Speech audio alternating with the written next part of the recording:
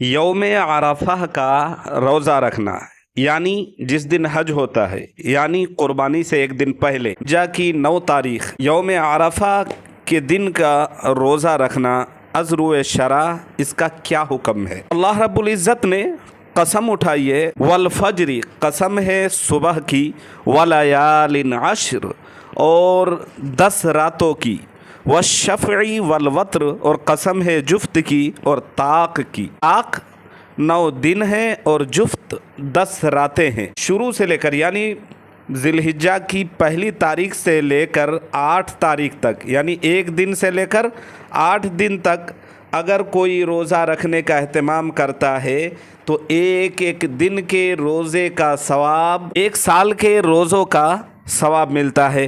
1 سال روزہ رکھنے کے برابر نیکیاں اعمال نامے میں لکھوائی جاتی ہے۔ لیکن اگر 9 ذی الحجہ یعنی یوم عرفہ کا روزہ اگر کوئی رکھتا ہے تو اس میں 2 سال کے روزوں کا ثواب ہے۔